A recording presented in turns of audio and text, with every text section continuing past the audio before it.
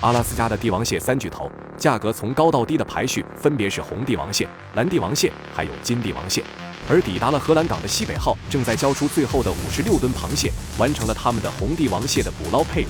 如今西格船长又有机会再大赚一笔，去捕捞生活在浅水区域的蓝帝王蟹。西北号的船员们根本没有休息的时间，西格当即宣布卸完货就立即出发。蓝帝王蟹他抓定了。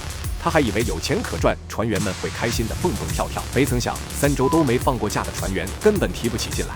船员马特甚至预感到，捕捞蓝帝王蟹所花的时间，可能还没在他老家卖炸鸡的师傅赚得多，因为在此之前他们并没有抓过蓝帝王蟹。虽然不能回家，杰克也很失望，但想到这次要捕捞的是新物种，刚出新手村的杰克急需这些经验提升自己，这反倒让他对接下来的行程充满期待。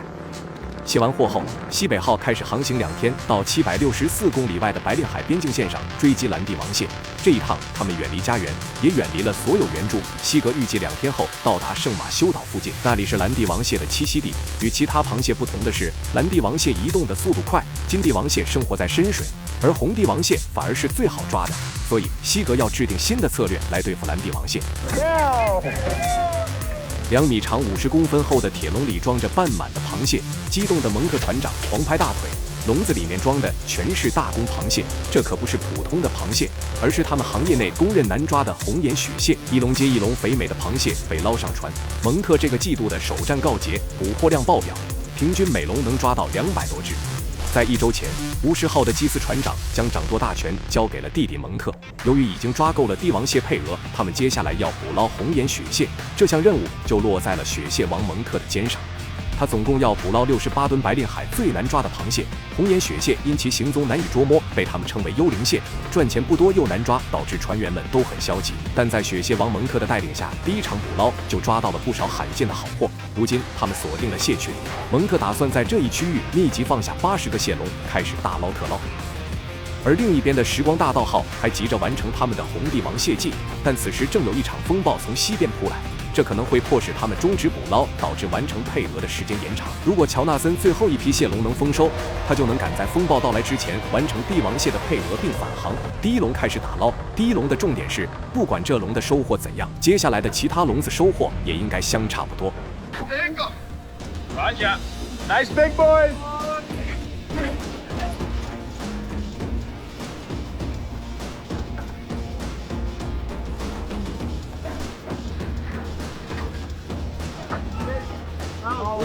$67, $39, $54, $39, $65. 乔纳森的秘密捕捞点，整个季度的产量都很高。他刚刚念的那些数字是每笼的捕获量。乔纳森平均每笼必须要有21只以上的捕获量，才有机会在风暴到来之前抓够螃蟹返航。到了收尾时刻，他们还剩最后的13笼要捞，收获虽然不算好，但只要继续保持下去，他们收完笼子就可以回家。老规矩，还是从螃蟹堆里抓壳宽大于6.5英寸的壮丁。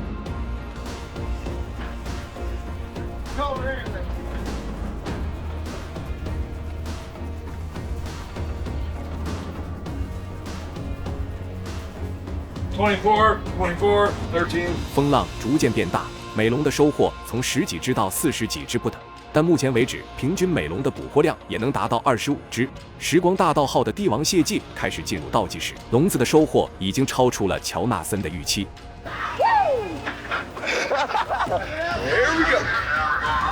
直到最后1笼被拉上船，乔纳森当即宣布返航，但他们没有时间庆祝，还得赶在风暴到来之前回港。而到达了目标海域的西北号，周围就只有他们1艘船，只要船发生一些故障，就可能会让他们陷入孤立无援的困境中。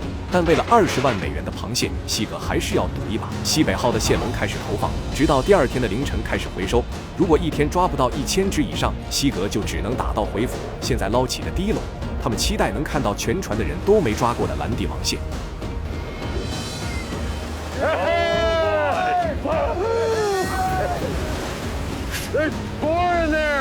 抓到蓝帝王蟹的新鲜感，在收完第1笼之后就过去了。101。如今他们要面对收获惨淡的现实，偌大的笼子里抓到的螃蟹没几只，能保留的大公螃蟹就更别提了。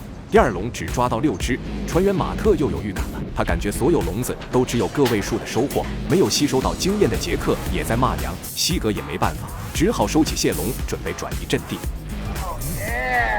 在乌石号上，区68吨螃蟹，他们马上就要抓够了。只要最后的15个笼子，平均每笼能抓55只，他们就能返航卸货。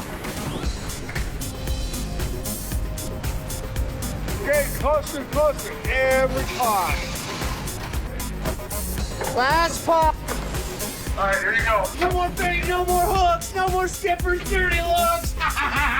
最后一笼登船还附赠一只大八爪鱼，乌石号的68吨配额完成。蒙特甚至觉得比抓帝王蟹更好赚，因为渔船运作的时间短，付出的成本更低。而大副家里还是第一次捕捞红眼雪蟹，在1周内就赚到过1万美元。而他以前捕捞红眼雪蟹从未赚到过什么钱，拿利润分红的船员基本上是免费打工。完成任务的乌石号开始驶回荷兰港，而捕捞蓝帝王蟹的西北号情况就没那么乐观了。船员们忍受着零下的低温，已经连续工作了15个小时，换来的却是微薄的收获。累瘫的船员们强撑着工作，捕获量则是每况愈下，全船人都不敢有意见，因为一说话反而容易让杠精西格坚持继续捕蟹，到时候船员们会被虐得更惨。最终，船员们终于等到西格主动放弃，他宣布收起最后一笼，就结束这趟旅程。We gotta call it a season and get home and regroup a little bit. I'm on my way home.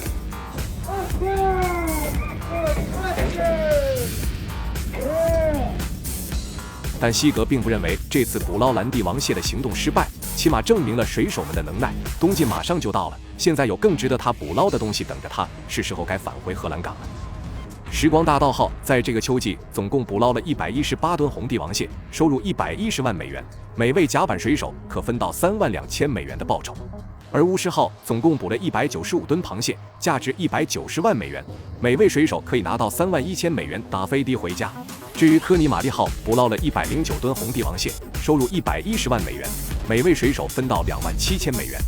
而到达荷兰港的西北号正将他们带回来的蓝帝王蟹变现，蓝帝王蟹有11吨，能赚约6万美元，听起来不少，但没有除去燃料和谢尔等等成本，而且还是税前的收入。至于杰克有惊无险地度过了第4个秋季，捕捞蓝帝王蟹的收支勉强持平，但136吨的红帝王蟹赚到了可观的130万美元，每位水手能拿到5万美元的分红。蟹笼将安静地待在荷兰港，捕蟹船静静地靠在码头，他们将等待冬季捕捞的展开。